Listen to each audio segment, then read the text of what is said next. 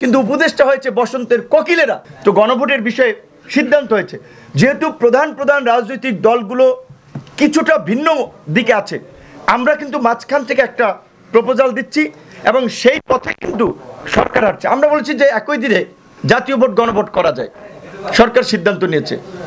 আমরা বলেছি দুই কক্ষে পিয়ার এটা সম্ভব নয় বাংলাদেশের প্রেক্ষাপটে, উচ্চ কক্ষে পিয়ার হতে পারে, সেটাই হচ্ছে। আজকের এই রাজনৈতিক দলগুলোর মধ্যে যে কিছুটা বিভাজন বা বিপরীত মেরুতে দেখা যাচ্ছে, বিএনপি জামাত, আশা করি আমরা আলাপ আলোচনার মধ্যে দিয়ে তাদেরকে এক জায়গায় নিয়ে আসতে পারবো এবং সকল রাজনৈতিক দলকে নির্বাচনমুখী করতে পারবে, এইটুকু আপনাদেরকে গ্যারান্টি দিচ্ছি। ফেব্রুয়ারির মধ্যেই নির্বাচন হবে। রাজনৈতিক দলগুলো যতই মিডিয়ায় যে ধরনের বক্তব্য দেখতে না কেন, অভ্যন্তরীণ আলাপ আলোচনায় ইতিমধ্যেই তাদের সাথে আমাদের যে আলাপ আলোচনা হয়েছে, সবাই প্রধান উপদেষ্টার এই ভাষণকে এবং জুলাই সনদ জারির আদেশকে ইতিবাচকভাবে দেখেছে। 7-8 বছর ধরে ঢাকা বিশ্ববিদ্যালয় থেকে ওই ঢাকার বাইরে রাজপথে রক্ত জড়িয়েছে আমরা, কিন্তু উপদেষ্টা হয়েছে বসন্তের কোকিলেরা।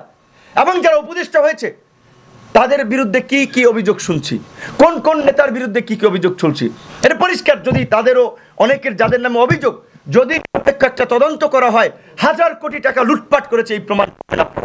সবাই সবার কথা আমি বলছি না, অনেকে ভালো আছে, যারা 2-4 জন আছেন অভিযোগ 1000 কোটি টাকা লুটপাটের প্রমাণ তাদের বিরুদ্ধে পাবেন। প্রধান উপদেষ্টা সরকার যে সিদ্ধান্ত নিয়েছে এই পথেই সবাইকে হাঁটতে হবে, এর বিকল্প এই মুহূর্তে কিছু নাই। এখন সবাই নির্বাচন, আর যারা নির্বাচনে যাবে না তারা হয়তো বাম ডানে অনেক কিছু চিন্তা ভাবনা করতে পারে। দেশে দেশে সবার সাথে দ্য নিউজ।